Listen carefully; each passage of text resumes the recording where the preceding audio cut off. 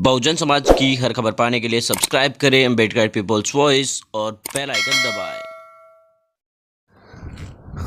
Hello friends, मैं उर्थराम रोली, आप देखना शुरू कर चुके हैं अम्बेडकर पीपल्स वॉइस। आप लोगों को ये पता होगा कि कितने सोमवार व्रत करने पर आपकी नौकरी लगेगी, कितने मंगलवार के व्रत करने पर आपकी नौकरी बचेगी, कितने बुधवार के व्रत करने पर आपका प्रमोशन होगा, कितने एक मंदिर के अंदर घंटियां बंधी हुई होती है, कितने मन्नत के धागे बांधने पर आप लोगों की है वो मन्नत पूरी होगी। इस तरह की तमाम जानकारियां आप लोगों को होगी। लेकिन क्या आप लोगों को पता है, देश में लॉकडाउन काल शुरू होने के बाद अप्रैल तक के अगर हम आंकड़े देखने की कोशिश करें तो कितने दलितों की नौकरी गई है? क्या आपको अंदाजा भी है?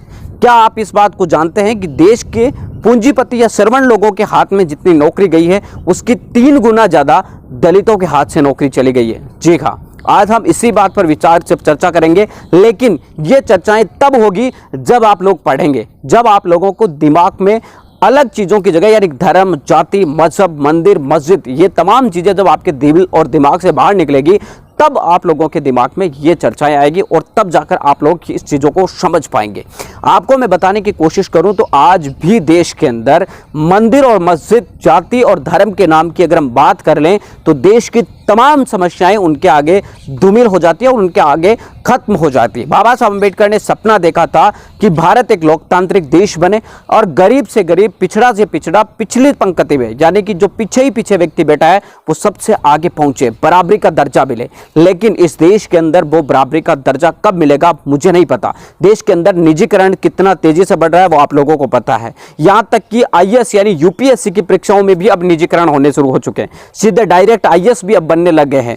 तो ऐसे हालात में आप लोग ये समझिए कि उस हालात में आप लोग कहां पर खड़े हैं।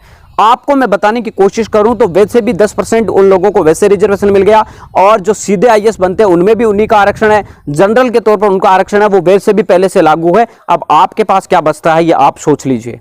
उधर मैं आपको बताने की कोशिश करूं तो एक यूनिवर्सिटी, अशोका यूनिवर्सिटी ने जो है बड़ा सर्वे किया है और इस सर्वे के आधार पर उन्होंने ये बात कही है कि देश के अंदर लॉकडाउन काल के दौरान यानी दिसंबर 2019 से लेकर जनवरी, फरवरी, मार्च और अप्रैल 2020 तक के 4 महीनों के अंदर जो रोजगार गए हैं लोगों के, यानी कि जिन लोगों के रोजगार छिन गए हैं उनकी संख्या कितनी है और कितने प्रतिशत लोगों की जो सबसे ज्यादा किस तौर से हुई है। और खास तौर से दलितों को टारगेट किया गया है कि दलितों की नौकरी सबसे ज्यादा गई है, यहां तक कि ओबीसी और एसटी के लोगों से भी ज्यादा एससी की नौकरी गई है। पूरे आंकड़े के साथ मैं आपको बताने की कोशिश करूं तो सबसे श्रवण समाज की अगर हम बात करें तो श्रवण समाज की पहले जो बेरोजगारी के आंकड़े थे वो 39% थे, उससे घटकर अब 32% हो गए, यानी कि उन लोगों की 7% नौकरी गई है। इसके अलावा ओबीसी की जो है 40% से अब 26 हो गई है, यानी 14% उन लोगों की नौकरी गई है।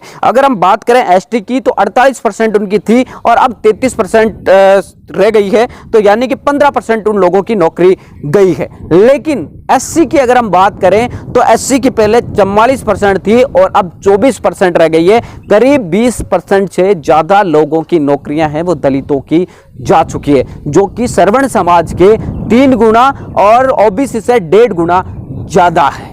अब आप इस चीज को समझ लीजिए कि आप लोगों के लिए ज्यादा जरूरी क्या है। पिछले दिनों ही बहुजन समाज पार्टी की सुप्रीमो मायावती जी ने एक ट्वीट करके बाबा साहब अम्बेडकर जी की कोटेशन हम लोगों को बताई थी। उन्होंने कहा था कि जो दलित पिछड़े लोग हैं उन लोगों के लिए मंदिर और मस्जिद से ज्यादा जरूरी रोजगार होना चाहिए, शर्म होना चाहिए, मेहनत होनी चाहिए और उनकी कर्म होना चाहिए, तभी जाकर उन लोगों का भला हो सकता है, ना कि मंदिर, मस्जिद और मन्नतों से उनका भला हो सकता है। अब आप लोगों को यह तय करना है कि आप लोगों को क्या देखना है। मेन स्ट्रीम मीडिया ये कवरेज नहीं दिखाएगी, ये खबर नहीं दिखाएगी, क्योंकि उनमें इस खबर में उनका कोई बेनिफिट्स नहीं है।